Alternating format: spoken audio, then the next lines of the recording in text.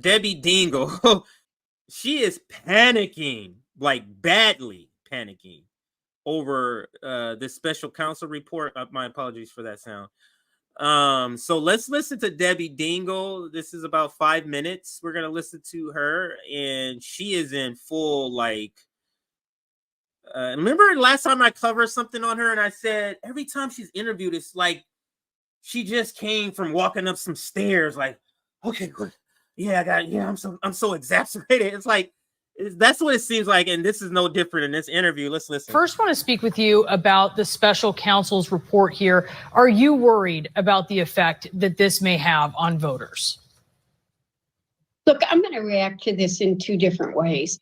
I am not a lawyer, haven't been a prosecutor as many of the people that you've been talking to, and I had not read the report last night. But bottom line, he didn't find enough evidence. There was no reason for him to go forward.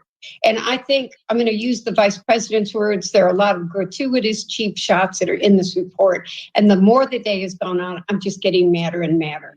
And I'm going to give you a very personal story. And I mean personal, and one I wasn't going to share because it's nobody's business. But apparently everybody's business is everybody's business. I went to Michigan with the president last week. And he was very close to my husband, very close to me. He was there at one time when the night after John finished serving and they thought that John might die the next day. Joe Biden and Jill were at that hospital in 2 minutes flat. John went on and lived another 5 years. He remembered last week. Bo's birthday is February 3rd and John died February 7th. And he knew on the plane that I was heading into this very tough, awful week that I was going to have. And nobody's reminding him of that. That is something that's very personal that he and I talk about. So for people to take these kind of cheap shots just really angers me when I know who Joe Biden is and the person. I'm so angry.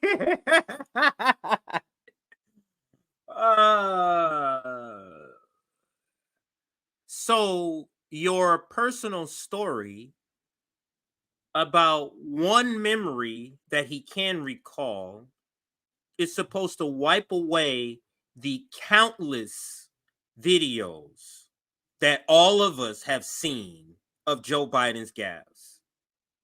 That's what Debbie Dingell is saying. And then she leans, this is a propaganda tactic, she leans on emotion. Because now it didn't work with her, but the CNN watcher, you know what they're going to do? What? Joe Biden did? He was there for you for that? Now, guess what that does? That emotion now, I'm for Joe Biden. How dare you, Richard Hurd? This is a propaganda tactic. She was forced to tell this story. Who forced you to tell this story? Who compelled you? And that he stands for. Do we have to worry about it politically? They're sure going to try to make people worry about it politically. And I want to know why we're talking about Joe Biden's age, not the 91 felony accounts that Donald Trump has y'all do him. talk about that. Y'all talk about that too. Well, I thank you for sharing that personal story and also the humanity, I think, too, of some of this, which is that this is a difficult time, and you certainly drive that home. We hear the White House here saying that this is inaccurate. And we know there's a transcript of the interview. Do you think that it should be released to make that point that they're saying from the White House that this is inaccurate? Look, I listened to the same press conference that you did. I don't know what's there. I don't know what kind of reports there are. I have nothing to do with what, we're all learning at the same time.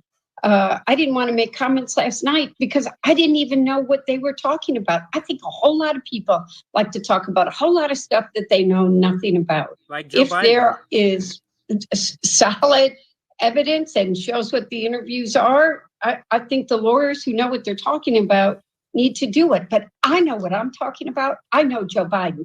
I was in Michigan with him last week, and we were talking about issues, all kinds of issues that matter. And I'll tell you, we were talking about the Mideast and my Arab Americans, and we had some of the bluntest, and I mean blunt conversations. This is a man that's on his game. Let's talk about that, because I remember talking to you during the Hillary Clinton campaign when I was covering Hillary Clinton, and you were sounding the alarm for her campaign about Michigan, where she lost in the primary unexpectedly to Bernie Sanders. I'd say less surprising to you. And then she lost in the general election to Donald Trump there. You are sounding the alarm clearly to President Biden. What is your worry as we look at administration officials going there to Michigan, talking to the Arab American population that is so concerned about how the U.S. and Biden is supporting Israel in its prosecution of its war? Look, it's taken too long. I'm going to tell you that, but I will say you saw him come this week after he came to Michigan last weekend, and we talked. People don't understand how this community is hurting, how many innocent people have died. I have friends on both sides, and I think a whole lot of America believes Israel's got a right to exist, that what Hamas did was wrong, but Palestinians have a right to exist. We've seen more than 12,000 children die. Somewhere between 25 and 35,000 innocent civilians have died. They've been forced into areas that are being bombed again. People are dying. These are human beings. And this issue is going to have to be dealt with. There needs to be a ceasefire. And this community is not going to really be open to listening or talking or to understanding until they see the people they know. They have families. I've had so many people that have lost family members or talking to people there who have nothing to eat, nothing to drink, no medical care.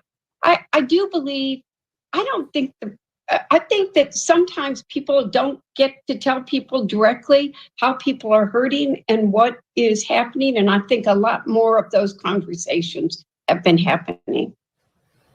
Yeah, no, they certainly need to. Congresswoman Debbie Dingell, thank you so much for being with us. We really appreciate it. Hey, CNN anchor, why didn't you follow up and say, hey, you were out there with Joe Biden. What did he say? Did you convince him for a ceasefire? Did you ask him when he was here, or did you only talk about your husband? Did you only talk about Biden's son's death anniversary? Is that all you guys talked about?